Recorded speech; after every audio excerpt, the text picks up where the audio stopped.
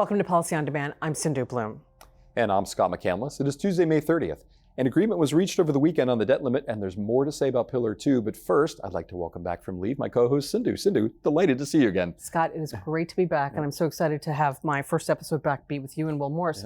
But before we get to Pillar 2, we are going to bring in Rohit Kumar to talk about the latest from Capitol Hill. Rohit, welcome. Thanks for having me. So, Rohit, there was an agreement reached over the weekend on the debt ceiling talks. For viewers who are focused on tax issues, what does this mean? So it means sort of two things. One is there are no tax policy changes included in the debt limit agreement, although there was, a little bit to my surprise, a handshake agreement not included in the legislation, but to be executed later to repeal over the next 2 years $20 billion of the $80 billion the IRS got in the Inflation Reduction Act and reallocate that to other non-defense discretionary accounts. Now, that money will come kind of from the back end of the IRS's funding window. So there's always a chance it gets backfilled downstream. But other than the IRS funding piece, no major tax policy changes. But what this does do, assuming they kind of finish later this week, as I expect they will, it opens up the month of June and July for tax policy conversations that need to happen that would have otherwise been blocked out by the debt limit. And here I'm talking about things like TCJA extenders, the child tax credit, the 1099K reporting proposal, all things that Congress is interested in, but needed to wait until the debt limit was resolved. Rohit, you've been spending a lot of time talking with media and with a variety of companies. What has been top of mind for them?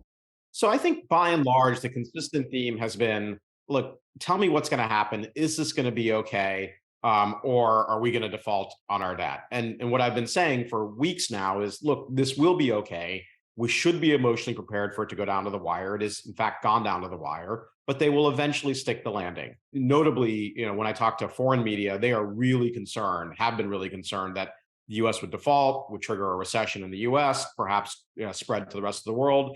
Across the board, people have just been looking for some reassurance that despite the theatrics, despite the recriminations, the loud voices on the far left and the far right, that this is going to get done. And indeed, it looks like it will. In fact, I wouldn't be surprised if it's done before this weekend. All right, Rohit, thanks so much for joining us. We really appreciate it. Good to be here. All right, let's bring in Will Morris. Will, welcome. Thank you for asking me again. So the conversation anticipation around Pillar 2 is still there. Fill us in on the latest. What's happening? Right. So I think what we see at the moment is a sprint for the finish. Now, you may say, haven't we seen finishes before? The answer is yes, and we'll probably see more after this. But there is a key meeting of the G20 finance ministers, yet again, in the middle of July.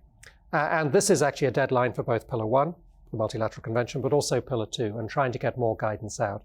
So a lot of what's going on at the moment is behind the scenes, but it relates, for example, to the information return, to the Globe information return, which is what we've seen in public, enormously complex document. But we also know there are other things that they're thinking about. Safe harbors, for example. The safe harbors become more important as the project becomes more complex. And we don't yet know what they're going to look like. We know what a transitional one looks like, but we're hoping for also, sort of more details on what permanent safe harbors might look like so that people can begin to get some comfort on that.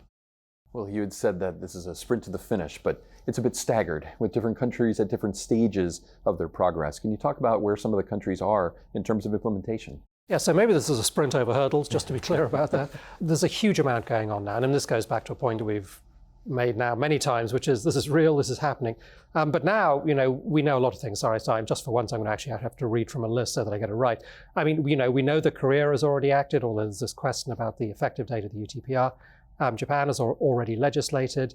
The United Kingdom has put out stuff, although interestingly, they put the UTPR off, as a number of other countries have, on legislation for the moment. Australia has a budget announcement out. Canada has as well. Liechtenstein, no, you're waiting for that one. The most recent ones actually relate to the Bahamas, who have also talked about this and how they fit this in with their current income tax. Switzerland has a referendum in 2 or 3 weeks' time. And some other smaller territories, but nevertheless still important ones in terms of investment flows. Jersey, Guernsey, the Isle of Man, also Hong Kong, Singapore, and Thailand have talked about this. So there is a lot of activity going on now, as I say. And then, of course, there's the EU, where a number of the EU countries have already brought in legislation. Some of them apparently might have some regrets about how complex it is, but there we are. It's moving forward. All right, let's come back to the United States. Sure. Any movement from companies or Congress? Well, yes, from Congress, that's for sure. Last week, the House, a number of Ways and Means Committee members on the Republican side, majority side, released a piece of legislation which is effectively would threaten retaliation in the case of extraterritorial taxes and discriminatory taxes. Why those two? Well, the extraterritorial ones are the UTPR, and the discriminatory ones are actually digital services taxes. So they have not lost sight of DSTs, which obviously link back to Pillar 1 and what happens to Pillar 1.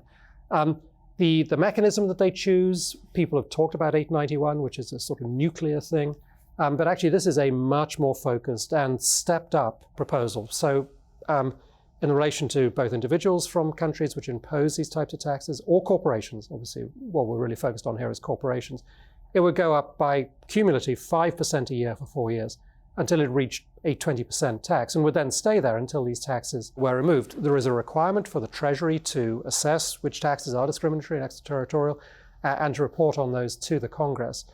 So it's a line in the sand. We know, obviously, in this particular Congress that it's not going to become legislation, but it is a line in the sand. And in terms of what Congress is doing, we think, depending exactly on when the debt ceiling votes take place, that it is still likely that a CODEL from the Ways and Means Committee will go to Paris and Berlin and maybe Brussels later this week to talk to not just the French Finance Ministry, the German Finance Ministry, but also to the OECD itself to talk about the details of this. So there is now beginning to be sort of more focused action from the Congress on this. Well, thank you so much as always. Well, thank you very much, Sindhu, and it is great to see you back. Thank you. And to our viewers, included in the email with this episode is the latest Week in Review with Todd Metcalf. And coming up this Friday, we'll have Week in Review with Rohit Kumar.